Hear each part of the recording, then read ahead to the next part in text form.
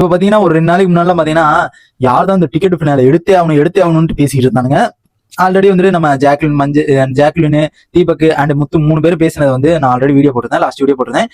இப்ப பாத்தீங்கன்னா இந்த ஒரு பணப்பெட்டி வந்துட்டு யாரா எடுக்க போறா இல்ல, யார் தான் எடுக்க போறா இல்ல, யாருல எடுக்க போறீங்க அப்படிங்கிற மாதிரி வந்து நிறைய பேருக்கு ஒரு கன்ஃபியூஷன் வந்துருது. இப்ப என்ன பண்றானுங்க, நம்ம தீபக், மஞ்சரி, ஜாக்லின் அண்ட் முத்து 4 பேர் உட்காந்து பேசிட்டு இருந்தாங்க. இப்ப என்ன பண்ணானுங்க, எல்லாத்தையும் கூப்பிட்டு நீங்க எவ்வளவு வந்தா எடுப்பீங்க, நீங்க எவ்வளவு வந்தா எடுப்பீங்க அப்படிங்கிற மாதிரி எல்லாத்தையும் கூப்பிட்டு கேட்க ஆரம்பிச்சிட்டாங்க. என்ன கேட்கறாங்க பாத்தீங்கன்னா, கிட்டத்தட்ட வந்துட்டு தீபக்கு எல்லாம் வந்து 45 லட்சம் இருக்கணுமா, 45 லட்சம் இருந்தா தான் எடுப்பாராம், இல்லைன்னா எடுக்க மாட்டாராம். அண்ட் எல்லாத்தையுமே வந்துட்டு ஒரு அதுக்கப்புறம் பாத்தீங்கன்னா அவர் வந்துட்டு சொல்றாரு 25 லட்சம் இருந்துச்சுன்னா நான் எடுத்துருவேன், அதுக்கு அந்த மாதிரி சொல்றாங்க. அதுக்கப்புறம் முத்து வந்து 22 லட்சம் இருந்துச்சுன்னா நான் எடுத்துருவேன் அப்படிங்கிற மாதிரி அவங்க சொல்றாங்க.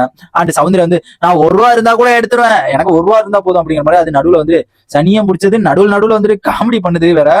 என்னடா டே, எனக்கு புரியல. அது கொஞ்சம் இரிட்டேட்டிங் பண்ற மாதிரி தான் எனக்கு தோணுது.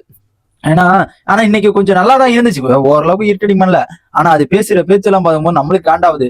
என்னமா அப்படிங்கிற மாதிரி நம்மளுக்கு காண்டாவுது. அதுக்கப்புறம் பாத்தீங்கன்னா நம்ம 17 லட்சம் அந்த மாதிரி ஒவ்வொரு ஆளா ஒவ்வொரு லட்சம் வந்துட்டு இருந்தா எடுத்துருவாங்க அப்படிங்கிற மாதிரி வந்து சொல்றாங்க. அண்ட் நெக்ஸ்ட் பாத்தீங்கன்னா இதுல விஷால் வந்துட்டு 12 லட்சம் இருந்துச்சுன்னா நான் எடுத்துருவேன், 12 லட்சத்துக்கு மேல இருந்துச்சுன்னா நான் கண்டிப்பா எடுத்துருவேன் அப்படிங்கிற மாதிரி வந்துட்டு விஷால் வந்துட்டு சொல்றாரு.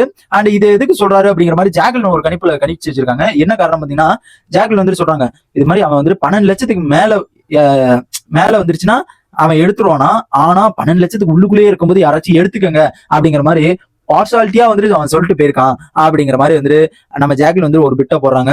இதுல வந்து பணப்பெட்டி எடுக்கிறது தான் இப்போ ரொம்ப ரொம்ப கிரியேட்டா இருக்கு. எவனும் டிக்கெட் பின்னால எடுக்கிறதுக்கு எவனுமே வந்துட்டு ஆர்வம் இல்ல. நேத்தெல்லாம் பாத்தீங்கன்னா டிக்கெட் பின்னால ஒரு 2-3 பேர் கத்திக்கிட்டு வந்தாங்க. அதுக்கப்புறம் பார்த்தா இப்ப எல்லாருமே பணப்பெட்டி யார் எடுப்பா, பணப்பெட்டி யார் எடுப்பா, பணப்பெட்டி யார் எடுப்பா, பணப்பெட்டி யார் எடுப்பா அப்படிங்கிற அளவுக்கு வந்து அங்க பணத்துக்குள்ள போக ஆரம்பிச்சிட்டானுங்க. இது வந்து பார்க்கும்போது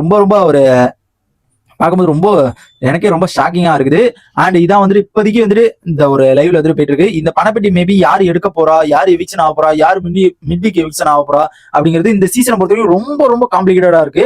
ஆனா இப்போதைக்கு இருக்கவங்க உள்ளுக்குள்ள எல்லாருமே வந்துட்டு ஒரு 3 பேர்த்த தவிர வச்சுக்கோங்களேன், 3 பேர்த்த தவிர மிச்சம் எல்லாருமே கொஞ்சம் காம்ப்ளிகேட்டடா தான் இருக்கானுங்க.